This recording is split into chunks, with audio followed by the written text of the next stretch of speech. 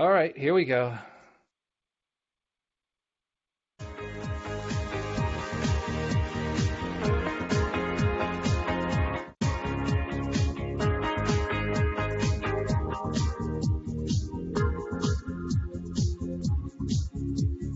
Welcome to LOA Today.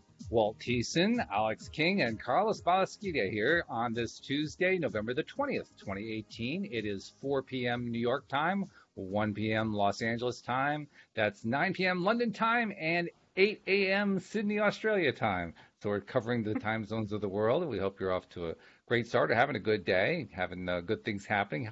We hope that you're having your daily dose of happy.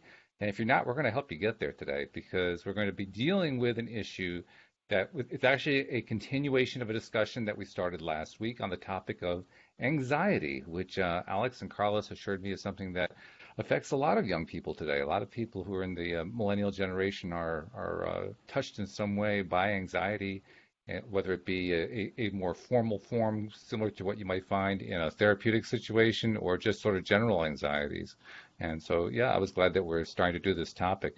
Also, I did an experiment on Monday morning that worked out really nicely. And so we're going to try to expand on that experiment today. We're going to invite people who are listening to the live stream of our podcast recording while we're live streaming to Facebook's Law of Attraction Changed My Life group. So if you're listening in today on the Law of Attraction Changed My Life group on Facebook, and you have comments or questions or something you want to share about your experience either with anxiety or something that you're anxious about, feel free to just put something into the comments section. I'll be monitoring what's going in there, and then as you guys enter stuff, I'll bring it up to the panel here, and we'll address it. We'll see if we've got some answers for you, or at least we'll know what the right questions are to ask. So, first things first, Alyx, since you're laughing, hello, how you doing? How's it going? I'm good. I'm just hanging out, doing my thing. That's a good thing. Yeah, well, since you're laughing, that's why I had to come to you first because this is the Daily Dose of Happy. So we had to start off with somebody who's like really, really high right now on laughter. So that's a good thing. That's me. That's you. All right. And Carlos, you've been dealing with all kinds of stuff, but I have to say, guy, your attitude is great today considering what you've been going through. How's it going? Yeah, I think it's been going good. Not everything's going to my liking, but that happens. So I'm right now dealing with some termite issue at my apartment, and I've been dealing with the property management, or not dealing with them, I guess you can say. Because nobody wants to, answer my emails and my calls and stuff. But no, I mean we're making it happen. We got the people out there. That's why I'm streaming from the car today. So get a little scenic view, Oh, of there we go. California.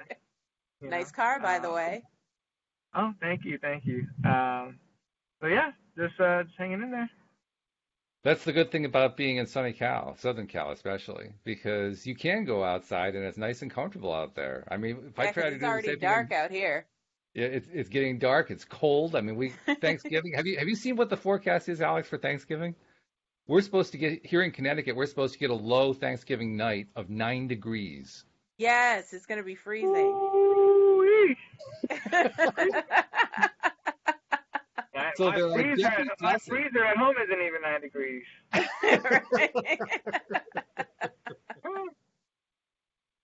So I mean, talk Yeah, about anxiety, right? Anybody who is not cold friendly is starting to feel some anxiety right now just because the temperatures are going to be going right. down. And we even talk about the wind chill. The wind chill is like -1. Yeah, yeah. So yeah, sunny Cal is a good place to be right now, I have to say. I'm gonna go Yeah, visit Carlos. yeah. It actually, that's that's what's nice. It's one of those gratitude points that you always have. So it's Hmm. how bad can life be? It's a great beautiful day outside. It So really is. Yeah. Weather does pick you up. It does feel better. No matter what's going on, you can just kind of kick it up a notch just because the weather's good. It makes you feel good. At least that's Yep. what it right. does for me. Yeah. So let's get into the topic. And once again, I want to remind people we're doing something a little bit of an experiment today. If you have any comments that you want to share, any questions you want to ask, maybe things you're dealing with, maybe you have your own anxiety issues, maybe it's not so much anxiety, but something else related to law of attraction, whatever it is, put them into the comments section. I'll bring them in, and we'll talk about them in the course of our conversation. But last week we had a couple of really interesting things happen. First of all, Carlos, you brought your brother in, Gabriel, to tell us his story, which was a fascinating story. And really, it was an empowering story too. It was a story of taking something that is generally considered to be kind of a disability and turning it into a place of power. What did he call it? He called it his superpower, right? His ability to take his the what some people would call the disadvantage of having anxiety and turn it into an advantage where he can actually be better at playing a certain kind of video game, which just like blew my mind when I heard that one. But I love it. I love the fact that he was able to do that, which is fantastic.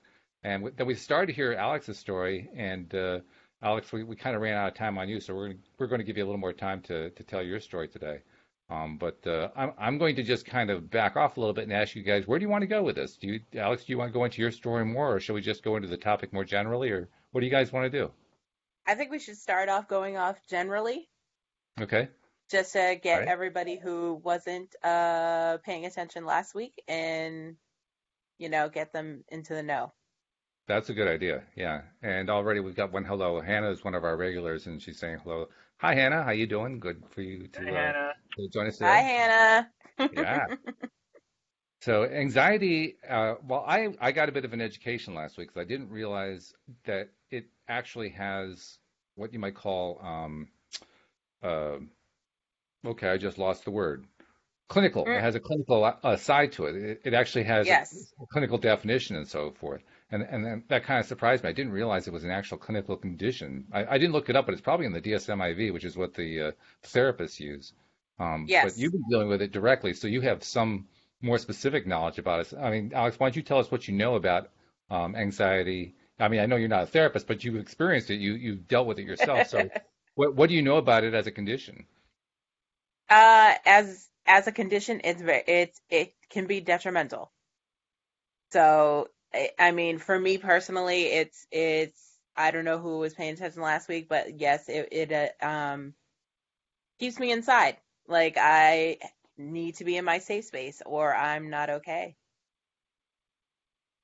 That's kind of limiting. I mean, it takes Yeah, it cuts down on the things you can do because you're just it feeling does. It does. that anxiousness. I mean, what does it feel like? I don't. I mean, everybody's felt some level of anxiety, I guess, at various times in their lives. Is it like that times 10, or what is it? Yeah, it is. Personally, my palms get sweaty, my heart starts racing, my legs start shaking. I can't really catch my breath, and those are just the symptoms that I go through. Wow. Yeah, that's pretty severe. Of course, also that's very similar to what some people describe the first time they fall in love, but nevertheless, it's a different kind of thing. It's scary nonetheless. Yeah, Yeah. right.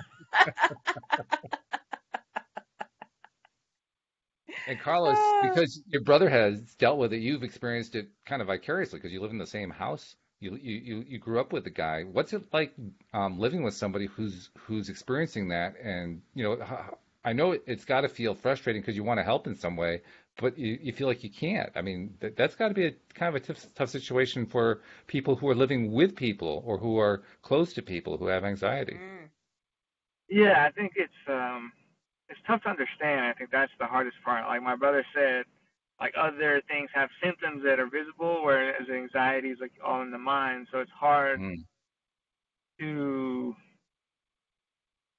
kind of put yourself in that person's shoes. You know what I mean? I've dealt with anxiety as well, not chronically. So like I've dealt with it and it's kind of gone away, and then dealt with it again.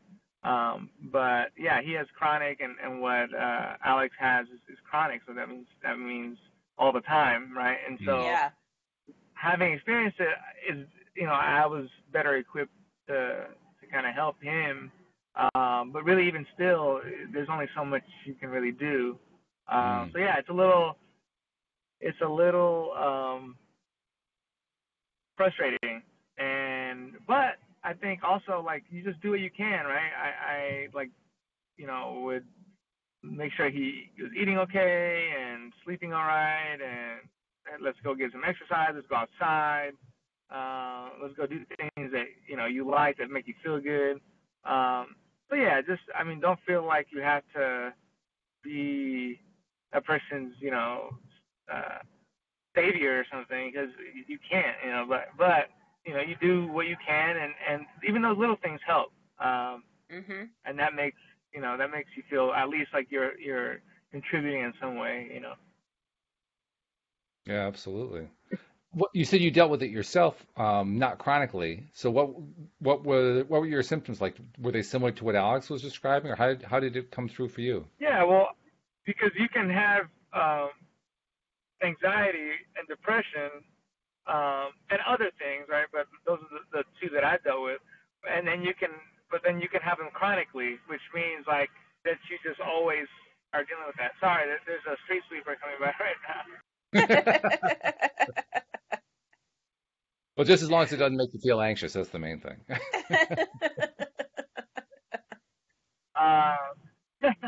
No, but yeah, so I think that's even harder for some people to understand too. Is like significant others and even people you're dating.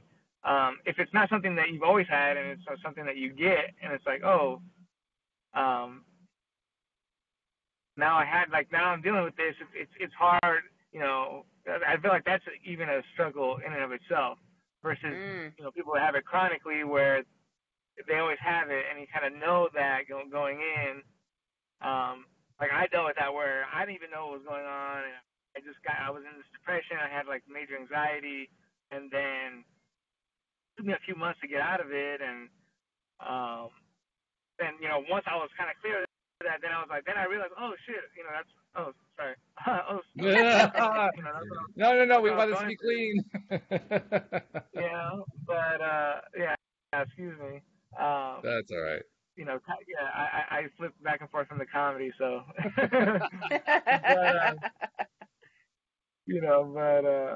Yeah, so it's that's tough too. Is kind of some people deal with it that never have, and they don't know that they're dealing with it until like really after the fact, or once something's kind of. So that's why, like, last week when we were talking about kind of what it feels like, and those things are important. And again, I like to draw. That's why I wanted my brother and Alyx, and to kind of give that anecdotal feedback so that people can kind of recognize their own symptoms without us having to like give advice necessarily, like, oh, if you have this, go through this, or. Right, but it's right. like, hey, you can kind of listen to how other people have dealt with these things and draw your own lessons from those experiences. Right.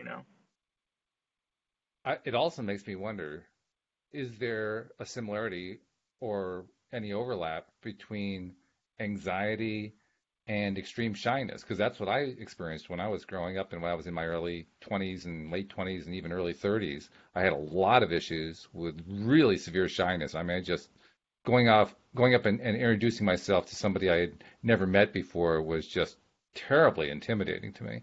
And even just people I knew, people I had been somewhat familiar with, I'd met a couple times, talked with, and so forth. I was the classic wallflower. I was the person who just, stayed in the background and didn't say a word. And it just makes me wonder, was I experiencing something similar? I don't really know. Well, shyness can cause anxiety. Mm-hmm. And it make doing those things that put you out of your comfort zone can make you feel anxious. Mm-hmm. But I wouldn't say that would be the clinical definition of anxiety. No, probably not. No. That's just a stressful situation. I think, and a lot of that stuff, I feel like has a lot to do with your upbringing and how you grew up and your personality. That's something that really is just like you. You don't really create that as much as you just are who you are. Mm-hmm. You know what I mean? So, but yeah, I mean that those are. I feel like that's why I preach always doing or trying new things. I'm all about always trying new things, because the more you step out of your comfort zone, the more it your comfort zone expands, right? It's like, oh, and Mm. it's less uncomfortable to get uncomfortable. If that makes sense. Yeah. It does make sense, actually. I In like fact, it. Yeah. I saw a post somewhere. I think it was on Facebook. Something that I don't remember the exact phrasing, but it was something like the most uncomfortable place to be is your comfort zone. And there's a Mm. lot of truth to that because when you're in your so-called comfort zone, you're not straying out of it because of various fears about something, who knows what. But very often when we're staying in the comfort zone, we're putting up with something that doesn't feel very good, but at least it's familiar. At least it's something that I know all about. I've been there before. I can handle that. Hmm. And it Right. makes you wonder just how comfortable is it? It sounds pretty uncomfortable after a while. Yeah. Yeah. Whereas climbing out of the Yeah. I comfort think zone, this. that sounds scary. It sounds scary the first time you climb out of your comfort zone, but then again, if you get a good experience, something positive happens because you stepped out. I mean, that I think kind of summarizes for me what happened with my own shyness. The more that I started to step out, the less my old comfort zone was comfortable anymore, and the more the new Right. stepping outness became comfortable. It's almost like the comfort zone shifts, maybe. I don't know. Hmm. I mean, you make it Yeah. sound like it's so simple there, Alex. Yep, okay. Yeah. No, what I meant to say was yes, the comfort zone definitely shifts. Like with my agoraphobia, I went from never not leaving my room. Like it wasn't even leaving my room. I had built a fort in my room and I wouldn't leave the fort. So it was that bad. And then now I'm at the point where I've been to my BFAM's wedding. I've been to his baby shower. So, I can do little things. I got about like a 2 hour gap until I start to get really anxious and I have to go back home. But it's taken me 10 years. So baby steps. Yeah. Yeah. See, that's awesome. And then you go, oh, okay, 2 hours, and then you might be having fun one day, and then it's like you look up and it's 2.5. And you're, oh wow, like that's growth, right? And you don't get Yeah, that until you're in your out of your comfort zone, right? You right. can't get that growth anywhere but there. And I think that, well, you had a good point where you talk about when you step out of first of all, a lot of our fear for stepping out of the comfort zone is irrational, right? So we Mhm. are deciding an outcome, or we're creating an outcome in our mind that hasn't happened yet, right? So we don't know that to be true, and a lot of times we're wrong. We're wrong so many times. It'll baffle you, right? So that's the first thing. And so you start to succeed, right? You get out of your comfort zone and you actually succeed rather than Right. fail. So that's number one, and that gives you some confidence, right? And the confidence allows you to grow. But also that confidence, now you start to go, you start reaching, you start maybe going a little bit further out of your comfort zone, further out of your comfort zone, until you get to the failure zone, right? Mm. And the failure zone is just as powerful as the success, right? Because when you Mhm. start to fail, the first time you fail something really bad, like something that is super important, and you survive it, and you're like, oh, okay, like, you know what? Even when it happened, like when what I thought, like the worst thing that was gonna happen, it happened 2 times worse than that. I survived, and it was fine. And you know what? I'm here, and that, you know, creates like armor. You know what I mean? To be able to now know two things, that most of the time, stepping out of the comfort zone, I'll probably succeed, and if not, I'll be able to withstand the failure. And I think both of those things are super important growth that, again, you cannot get inside of your comfort zone. Mhm. Yeah, I think that's true. In fact, what you're describing is often described by, success gurus and so forth as being growing a thicker skin. When you grow Yeah. that thicker skin, you're doing it because you're doing it outside the comfort zone. You're putting yourself out to do something that doesn't feel really comfortable maybe the first time, but the more that you do it, the more comfortable it becomes, and then all of a sudden you can handle it better just because you went for it. You put yourself out there. Whereas when you don't do that, when you stay in the comfort zone, that's where you made reference to the fear, Carlos. And I presume you guys have heard the acronym for fear, FEAR, false evidence appearing real. Right. Never heard of that. Yeah. false evidence appearing real. It's a good way to remember that fear 99% of the time is not based on anything actually going to attack you or kill you or Hmm. drag you off into the river or something like that. 99 times out of 100, it's just it's in our head. It's something that we have decided we're afraid of for whatever reason, but it's not rational. It's just Yeah, based on pure fear, and Right. it's not always easy to remember that. It's not always easy to remember, especially when you're especially afraid of not in the something like moment. no, not in the moment. It's yeah, that's a challenge, but it's Yeah. also a So good thing to focus on. that's conditioning though. I think that just Hmm. like anything, you don't go to the gym. You don't start going to the gym every day, right? Mm. You try and then oh man, I only made it 3 days this week, and then you try again, and maybe you go down to two, and then you try, oh man, well, now I'm at four, and you kind of just struggle to get to some consistency. And I think that your mind is the same way. The mind is super powerful, and so don't give up trying to make that kind of conditioning in your mind as far as like, hey, when something scary happens, just realize that you're in a scary moment, and then take a second and think about is this thought that I'm having based on something real, or am I just kind of overdoing it? And really just take that time, because you're right. It's hard to you know think about that second, and so it just comes with practice to like recondition Hmm. that part of the brain. Yeah, it's true. That's what we're doing most of the time with most of the stuff that we often call our tapes, the things that we grew up with, Yeah. the subconscious tapes that play that tell us, oh, you can't do this, oh, you'll never get anywhere with that, you're not worthy, you're not good enough, you're too fat, you're too short, you're too tall, you're too skinny, whatever. It's just it's the tapes, and those tapes are they're called tapes because they're ingrained.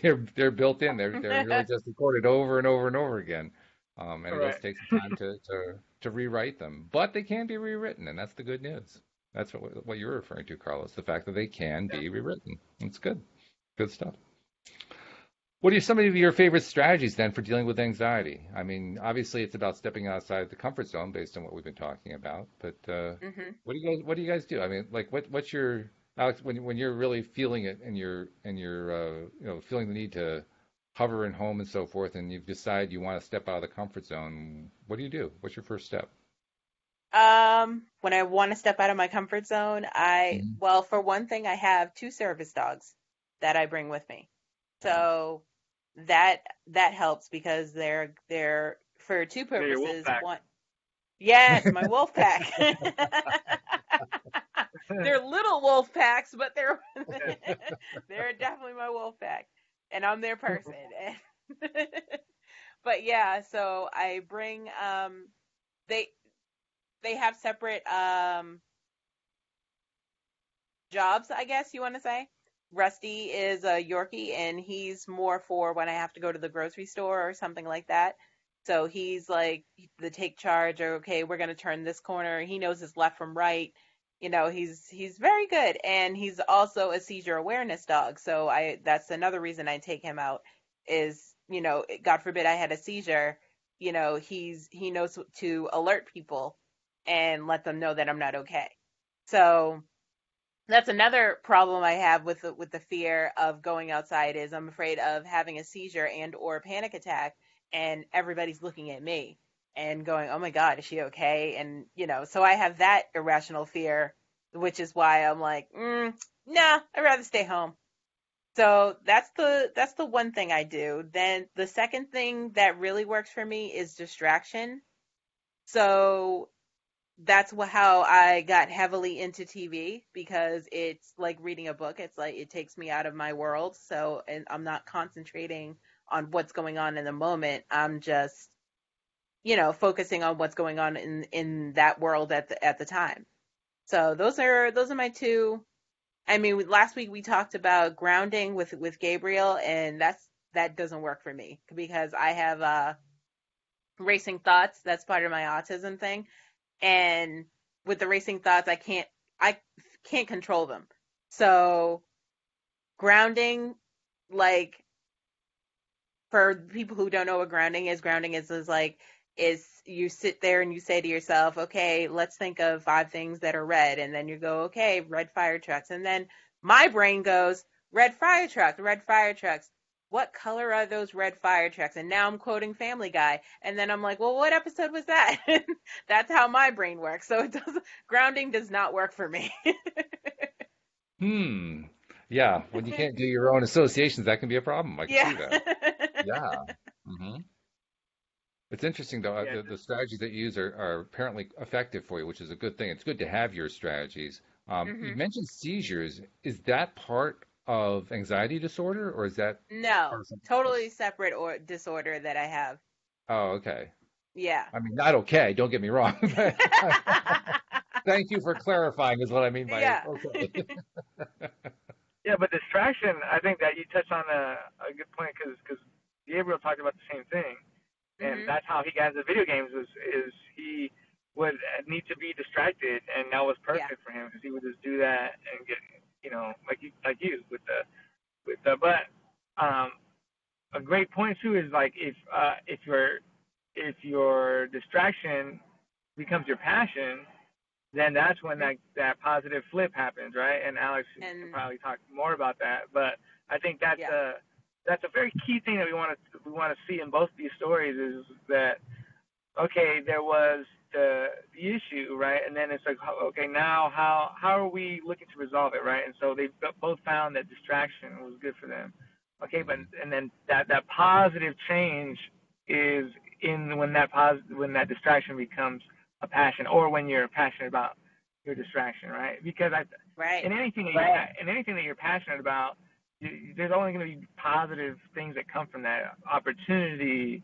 hmm Even you know what I mean? Just because you love it so much that, um, or you're just into it so much that you're like I said before, you're within pointing distance of opportunities of uh, anything positive that can possibly come from that. So Right.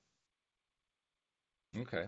I also want to mention we have one more hi from somebody. Brownon saying hello. So hi, Brownon. Thanks for joining us. I love the little smiley face you drew. That's cool. And we want to encourage people who are listening in. This is it's not intended to be just us talking to you. If you have comments or questions or anything to share, either on the topic of anxiety or maybe there's just stuff you're anxious about where the law of attraction is concerned, feel free to post a question or share a comment in the comments section of the Law of Attraction Changed My Life group where we're live streaming to as we record this podcast.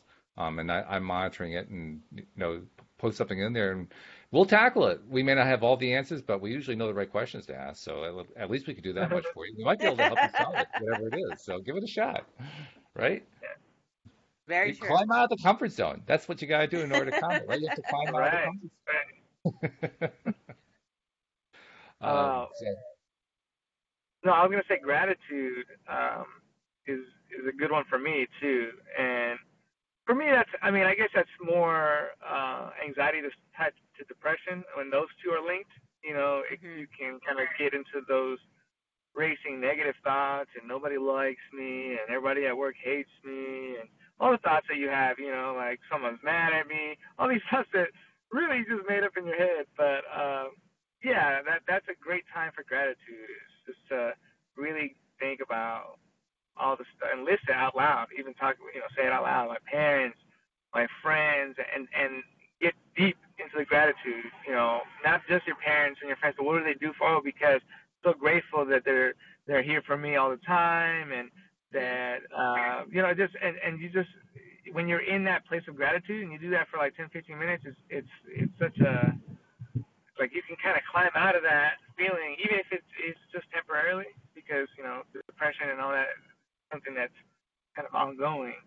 Right. But there's worse times. It's a roller coaster, so there's worse times. But when you get in those times, really, yeah, getting deep into the gratitude, the why you're grateful, and all that stuff, really is a good tool for that I've used to kind of climb out of it.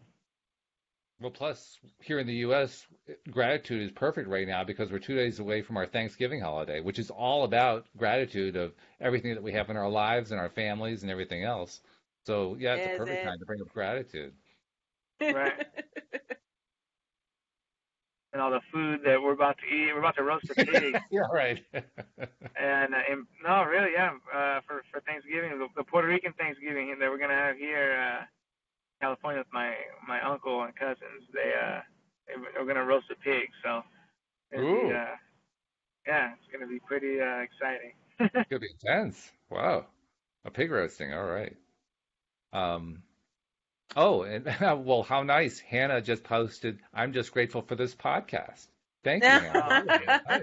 Thank you, Hannah. we appreciate you as well. We definitely do. Um, It's funny how gratitude is probably when you aren't sure where to go emotionally and what steps to take to help shift your mindset, maybe put the fears aside, whatever it is. Gratitude is one of the best first things to go to. I mean, I find anyway. If I'm in a place where I just don't know how to shift, I'm in a bad place. I'm feeling depressed. I'm feeling angry. I'm feeling fearful. I'm feeling frustrated. Just Hmm. remembering long enough to say, what am I grateful for right now? What's good in my life right now? Is a nice way to just stop the pattern, kind of stop the flow of all that negative junk that's going through my head, and take a moment to just notice little things. I mean, I've seen people post, yeah, but I can't think what it is that I'm grateful for. And if you're in the middle of a negative, place, a negative spin, so to speak, that can be hard. But Hmm. I always go to, if I can't think of anything, I go to the basics. I have food on my table. I have clothing. I have a place to live.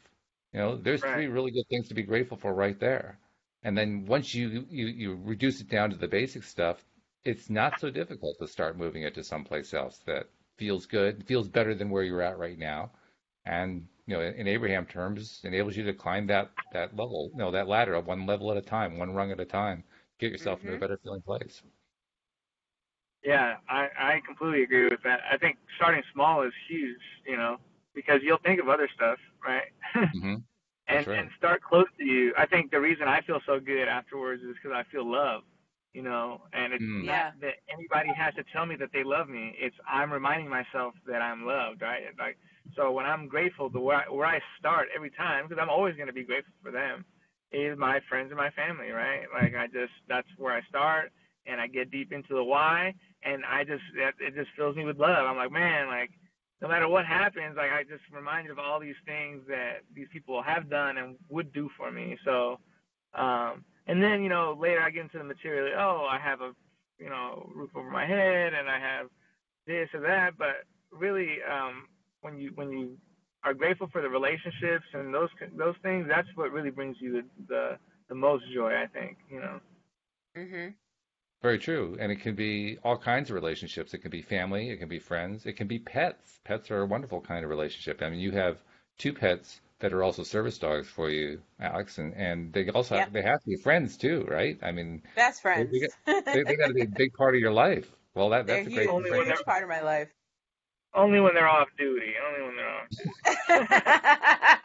No, I'm just kidding. But Yeah, when you they're have friends huge. like that, you always have that's a go-to, right? You can always count on them to be there because that's especially with dogs. That's the great thing. You can even venture out of your comfort zone, leave the home. You could actually leave them at home, come back, 4 hours later, and it's as if, oh wow, she's home for the first time. How exciting Yeah, this is! exactly. Yeah, their love is unconditional, and it's a It great truly feeling. is. Yeah, it is a that great feeling. that's funny. That reminds me of something or someone. And this is not to compare him to a dog because this is one of my That's an interesting setup. best friends from when I did work at Amazon. But this guy who I started at Amazon with, his name was Amadou. He was like every time I would see him, my mom wouldn't even get that excited to see me. Like he was just he brought so much joy to like every time we would see you, it's like the best thing that's ever happened to him. And it wasn't a fake thing either. Like when you can tell when people are just Yeah. over the top and fake. He was just like genuine. Like it just his joy like it was pouring out of him to where you couldn't help but be joyous with him. And, so shout out to Amadou. I always remember that. But his energy definitely spoke for him way before, he was even, close to you. So it's one of those kind of guys. Yeah, other People like people's that. energy can be contagious. So that's always a good Yeah. thing, to keep good people in your circle. Yeah. Right. There's a term for that. I can't think of what it is. A term that they use in therapeutic circles that describes somebody like that. But that person is like a go-to, and the term means that they're a go-to for somebody if you need to pick me up, if you need to feel good, you need to Hmm. feel loved, you need to feel something, strong and positive and just to help turn things around. Um, a lollipop person. That's what it is. That's a lollipop person. Right. Well, I love it. I think I've been accused of being a lollipop person in the past. Same, But, same. yeah, but that's definitely somebody that sticks in your head. Yeah, that's good. I mean, if you're going to be accused of something, you might as well be accused of something good, because that's a really good thing to be accused of. Yeah. Right. This is why I pass along a couple more messages. Brownon is saying Happy Thanksgiving and totally agrees. It is so true about being grateful. So, yeah, Brownon and Hannah are our two big commenters right now, and they're both saying Nice. yes, they're totally on board with what we're saying. And Yeah, by the way, definitely. feel free to post your if you have any questions or comments, feel free to post them, because we want this to be interactive. We want our live listeners to be able to interact with us and tell us what they think, what's going on, what's important to them, where not only the issue of dealing with anxiety and dealing with being in a negative place is, but really anything that you're dealing with where trying to be a deliberate creator is involved, where trying to use the law of attraction in your life is involved. Because really, you think about it, law of attraction applies in every aspect of life. And whether or not you have a condition such as anxiety as an official condition applied to you by a therapist or not, all of us have to deal with negativity at various times. And when we're dealing with negativity, those are the times when we most need to know, okay, well, what am I attracting? What am I not attracting? And how can I shift that around? Because Hmm. that reinforces for us what it is we can, what makes us powerful. That's where Gabriel got his idea that, he had a superpower rather than a detriment, which is a very powerful and positive thing. Agreed. Absolutely. No, Brownon says, I want to be a lollipop person. Good desire. Good thing to aim for. I Well, like you're that. going in the right direction just by putting it out there. Absolutely. Yeah. And the fact that you put it out there means you probably already are. Mm, Right. 'Cause, yeah. that's something you just kind of are. If you're the kind of person who's giving and smiling a lot. And how would you describe your friend, the one that you had at Amazon? What were his defining characteristics? Because you said he was Oh always yeah, accepting. I would say that exactly. Is always smiling, always just positive, always great, something good to say to you, something Mhm. positive to say to you. Oh, it's a beautiful day today, or something very just uplifting. It's like, yeah, I mean, of course, yeah. It's just and we worked nights, so this was like at this would probably be at like 3 a.m. or something. It's a beautiful day out there at 3 And he comes a.m. around the corner just cheesing, smiling. Oh yeah, and I just the time where you shouldn't be as joyous. Yeah, he just wore it, like a badge. So it was very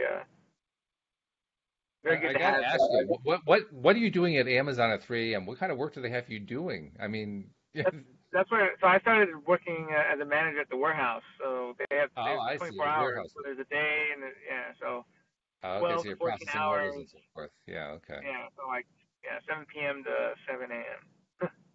I mean, I figured it was possible, but if you're working customer service, you weren't going to be getting a whole lot of calls at that hour. I mean, it's possible, but just I've called Amazon at 2 a.m., so have you really?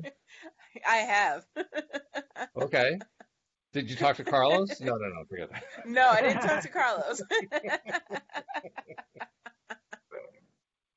If he was I still think you working would there, do. I would just call him directly and be like, Yeah, "Excuse me, right. where's my package?" Right. I've had people do that. Yeah. Hey, where's my package at? Like, well, I'm not Santa Claus, bro. Oh, that's funny. Browner has some more comments. Keeping positive is awesome. I have come a long way. Good for you. Yeah, coming a long way. That indicates you've been working on yourself. And Hmm. that feeds into something I was thinking about a moment ago when we were talking about how important it is to have people that we can go to if we need a pick me up. It's also important to build ourselves up. We often Yes. kind of forget that part, but self-esteem, self-confidence, self-love, those are really powerful tools to use. I mean, Alex, I imagine because you deal with so many issues, that's one of the things you probably focus on trying to develop for yourself. But that's big. You got to love yourself. You got to Yeah, feel good about but it yourself. took a long time. I was at a very low point. I also went through depression and had suicidal ideation. So Mm, there was a time where self-love was not a practice of mine. wow. How'd you turn that around? Um, my support system, Hmm. just my mom, my brother, everybody pouring in. I did end up losing some friends because they were like, "Oh, this is too much for me." Mm, And yeah, so that even made it even worse because I was like, "Oh, well then now I have no friends." But you become grateful for the people that stay in your life and that are there for you in the hard times.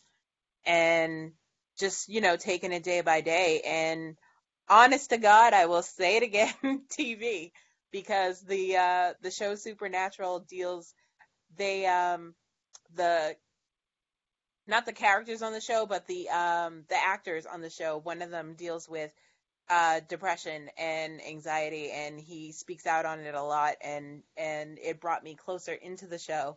And he has this campaign for suicide awareness, mm. and that really touched my heart. So I contribute to that, and just slowly taking it week by week, going, okay, well, first I was like, well, if they can do this on the show, then I can make it through the next week. Or not Mm. only that, but now I have to know what happens next week. So let me live another Right. week. So it's yeah, I could see that. little things save my life. Yeah, I can see that. Your comment also that I don't remember exactly how you said it, but the way I heard it was you find out who your friends are. It Hmm. reminded me of it was an HBO special on the relationship between the pro basketball players Magic Johnson and Larry Bird, who were Mm, like the players of the 1980s. yeah. And these guys were like fierce rivals. I mean, absolutely fierce rivals. They were always going head to head for, well, they played the NCAA championship in 1979, and they went head to head for the NBA championships a number of different years. They wouldn't even speak to each other and so forth. And then one day along comes the news that Magic Johnson has HIV and he Right. has to quit his career, which Hmm. absolutely was devastating to him. But he was determined he was going to survive anyway. And a lot of his friends, people he played with in the NBA, wouldn't have anything to do with him. Yeah. But on the day that the news came out, he took a call from Larry Bird because Larry Hmm. Bird wanted to find out, are you okay? And See? that actually became that became the basis of them becoming really, really close friends. And one of the comments that Magic made in this HBO special on their friendship and on their competitive relationship and so forth was Hmm. exactly that. You find out who your friends are. And I found out Yeah. that day that Larry Bird was my friend. And he also goes on to say that one of the things about Larry, because Larry's a really talk about I'm not sure about anxiety, but talk about being introverted and being shy. Larry is Yeah. extremely shy. And he says it's not easy to be a friend of Larry, but when you're a friend of his, you're a friend for life. That's how And I am. Yeah. yeah, that's a powerful thing. That's a powerful Hmm. thing. So when you find out somebody is your real friend, that's huge. That's really Yeah. huge. And you experienced Yeah, that personally. Yes, I have. Yeah. you Because I'm a notice when very you get loyal old. friend, so I to have someone just drop out of your life like that is detrimental. Mm, Right. You realize when you get older too, you don't have that many friends. Like you have a lot of, especially like my personality is one where, um, if somebody doesn't like me, I have to know why and I have to change it. So,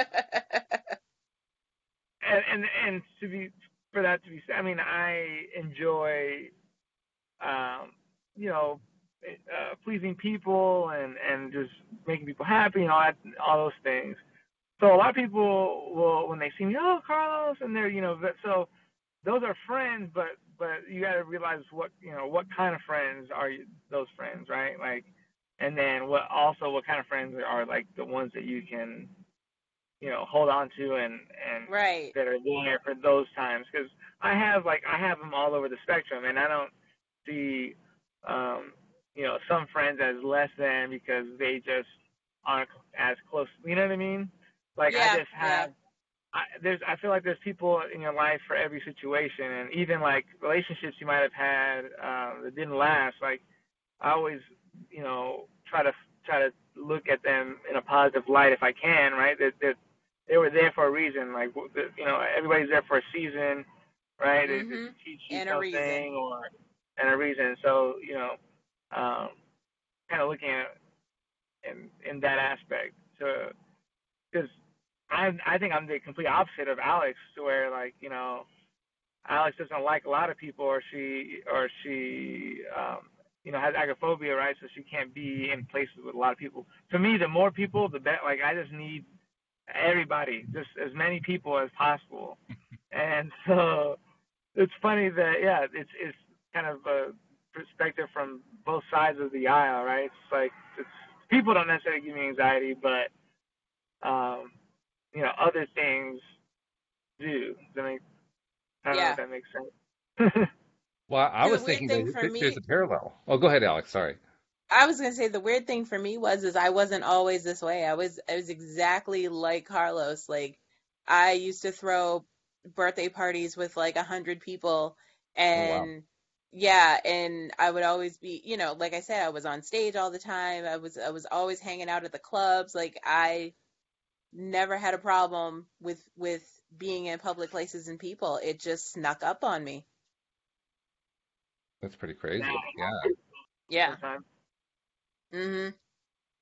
I wanted to mention some, Carlos. When we were talking there, it reminded me of that special I saw about Larry and Magic, because Magic, when he was at the pinnacle of his career, was basically called the King of LA. He was so popular, and one of the Mhm. reasons he was so popular is he was so outgoing. He loved everybody, and everybody loved him. And literally, he could have run for any office he wanted to. Not that he would, but he could have run for any Yeah, office he wanted to in Southern California and won hands down. He was that popular and he was that yeah, loved, which was one of the things that they distinguished in that HBO special, because Larry Bird was exactly the opposite.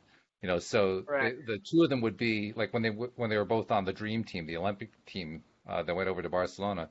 Um, they would be in a hotel, and there'd be a crowd of people out front wanting to meet Magic Johnson, and Magic would be like driving right for that door. He wanted to get there as fast as possible, and Larry's looking for a side exit. How quickly can I get out of this? I don't want to be anywhere near all that crowd. Yeah, That would be me and Carlos in yeah, a group. Right, yeah. right. No. But that's actually fun. It's funny that you use that word, because I think that's what you have to distinguish is popularity is not friendship. Also, right? True. It's like, True. so again, it's like, oh yeah, we love Carlos and he's entertaining and stuff, but are they gonna invite you to their wedding? Hmm. Mm. All right. So Mhm. that's right. So, and there was a time where it was like my feelings were hurt because I am very outgoing. I'm like, well, I feel like I do have all these friends, and then you get in the time of your life where people start to get married and this things, Yep. and you see like pictures from the thing, and you're like, oh, I know all these people, but yeah, I was not invited to something like this, and so. Right. At that time, it was hurtful. It's like, man, like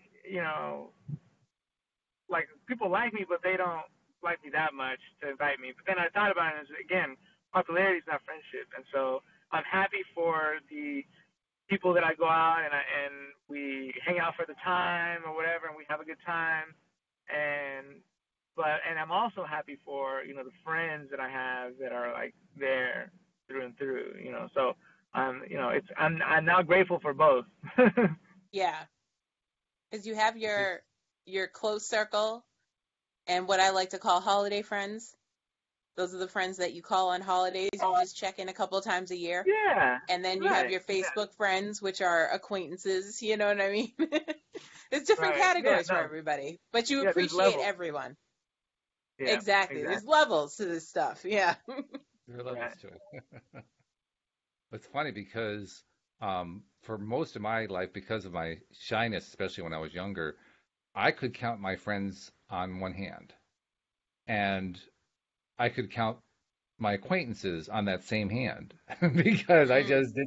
I didn't have that experience that Alex you used to have and that Carla still has of just being happy in a group and sort of generally popular and so forth. I never experienced that. So for me, it Yeah. was always just that small handful, and that was it. And I mean, I'll admit there's a piece of me that's kind of envious of you guys. You actually got to experience what I didn't experience, and I've often wondered what that was like. But by the same token, I understand completely what you're saying, Carlos, that there's a big difference between friendship and popularity. They're not really the same thing at all. Maybe that's why They're I only not. counted the friends. Maybe I just kind of ignored the rest of it because I don't know, intuitively noticed that, yeah, that wasn't going to get me anywhere. I don't know. Well, like Yeah, I said, some people popularity just doesn't, don't care about that. yeah, popularity doesn't Yeah. stay with you throughout life. Like that's only important in high school and college. Like after that, nobody really cares. Yeah, that's true. That's true. There are very few people Well, who want to I on. I would say that in entertainment, it kind of follows. That's Well, it's that's also true. it is good Yeah, yeah. to have some popularity there. But no, but that I was gonna say is that not everybody cares about popularity. Like I said, that's a very particular thing about me, and that's I see even almost as a personality flaw to where I get I just have people just have to like me. Like I don't and it's something that I am vocally self-critical about, and I know. But yeah, it's upsetting if I know somebody does that. I don't know why. It's like why wouldn't they like I'm such a nice person. Why what did I do? It's like I take it very personally to the heart, and something I work on. But it's yeah, it's funny. Like I said, Walt, you completely opposite. That was not something that again I drive a lot of happiness from attention, and somebody like you where you're more introverted, maybe not as much. So I I've think often asked that myself, I mean, with introversion, I've often wondered, was I cutting myself off from attention? Be perfectly no, but honest. see that's the thing. It's like I feel like introverted people in our society get a very bad rap, and it's like well, but you are who you are, right? So it's like Yeah. Right. Oh, yeah. you didn't miss out on. Like I said, I I craved attention and I got it. I got what I wanted for my happiness, right? Yeah.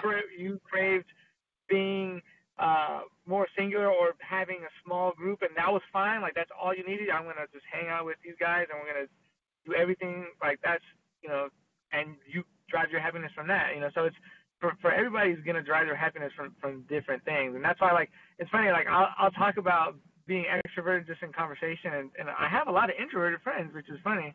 But they'll say something like that. Oh well, I wish I was more extrovert. I was like, why? Like Yeah. you wouldn't enjoy it. You wish that you enjoyed being more extroverted, but really, like you're living, to what makes you happy. So as long as you do that, I And, think and you're all it's a right. lot of work too to be extroverted because you have to be It is, on all the time. yeah.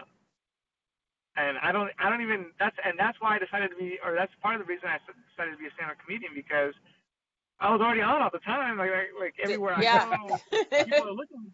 No, really, people are looking to me to entertain, and I accepted that responsibility as I Yeah. like. And some days I would even be like on the way to a party or a function, and I'm like tired, and like I'm not smiling, like I'm in the car, and I'm just like, man, like do I even go because am I gonna be? And then I get there, and it just turns on. It's like now it's Yeah. automatic, right? So Yep. but you're right. There's times where it's just like, especially when you're going through, like we talk about anxiety and depression, and you don't want to, you don't want to reach out to friends, and you don't want to reach out. Hmm. You kind of just want to be in a bubble, and then when you're not getting that attention that you're always used to getting, then that kind of compounds it. So I mean, there's definitely drawbacks to the extroverted life. Don't don't let anybody fool you, Walt.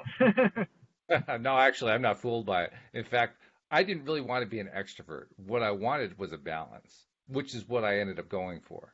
I didn't Right. want to be so heavily introverted that I couldn't even have a social life. That I couldn't even date. I couldn't even get anywhere. I mean, I had no growing friendships, and if I lost a friendship, I was dead. There was no way to replace them because I was so heavily introverted. Well, I wanted to shift that so Right. that I wasn't in that place anymore. I didn't want to be a complete extrovert because I think I knew that, yeah, you're on all the time, and I couldn't be on all the time. Um, what's interesting is I think I've learned that anyone can really shift along that spectrum because I have. Mhm. And in Yeah. addition to that, when you shift just by living your life, I mean, here I am. I'm doing a podcast I've got a dozen of you as co-hosts. My goal is to have tens of thousands of listeners. If I suggested that idea to myself when I was in my early 20s, I probably would have curled up in a corner and started sucking my thumb because that was just outside of the realm of possibility. And here I Yeah. am Right. actually enjoying that possibility. So my point is you can shift. It is possible to shift if you really want to. But you just want to be careful about how you shift to. I honestly think that the ideal is somewhere in the middle, but that's just me. Well, you know what that middle Yeah. ground is called, right? What's that? Omnivert. Omnivert. Omnivert. That is the word for being in between an introvert and an extrovert. I did not know that. That's very interesting. Yes. You learn Okay. something new every day, and that is yours. There it is. Okay. Well, actually, I learned something else today. Because, well, first of all, we have a couple comments to share. One of them is again from Bronwyn, who said, "You all seem so real," and I take that as a compliment because if you're looking, if it Oh, I feels keep like it 100 all real, the time. yeah, I mean, that I'm means actually we're real humans. admittedly I'm a robot, so You're I I fooled you. This yeah, I'm made by Intel. So Well, you passed the Turing test, so congratulations. You passed yourself successfully as a human being. yeah. And then Janina, who's also, I don't know if you guys know, there's a bunch of us who put out a book in May on law of attraction stories, really cool law of attraction things that happen in our lives. Most of the contributors were life coaches. One of the contributors to that book was Janina, and she's listening in. She says there are quite a few introverts out there who envy extroverts because they appear to be happier because they seem to have more friends. But extroverts have their challenges too, and I think that's what you were talking about, Carlos. It can work either way. There are plenty of challenges. Yes. Yeah, absolutely. And oh, Janina also has to add another comment. She says, "Yes to shifting. Being in the vortex more often helps you to do that," and that's absolutely true. Yeah, Hmm. I wish I had known that earlier on. I was just trying to shift by forcing it. But if I had known, I could have. If I had even understood what the vortex was, if I had Right. been aware of law of attraction concepts and so forth, yeah, it's a lot easier to move from that perspective because what you're really doing is getting into a happy place and then trying to make a move. And I always used to do it the other way. I still do it the other way around sometimes. I try to just Hmm. move and hope that's going to get me into a happy place, and it's the wrong way around. The other way around. It really is. Well, we're down to just a couple minutes. I want to make sure I get our messages in before we run out of time entirely. First of all, have you subscribed? If you haven't subscribed, please become a subscriber. Most of the places where this is posted do have links in the descriptions about the links that'll enable you to subscribe, with whatever kind of device you have. And once you become a subscriber, oh, and if you can't find the links, just go to the homepage of our website, loatoday.net. We got nice big links set up there for you as well. And then once you're a subscriber, and for all our existing subscribers and all of our listeners on the Law of Attraction Change My Life group, please post out there on social media that you're listening because we want to spread the word. And Walt wants to climb out of that comfort zone and get more people paying attention to him. So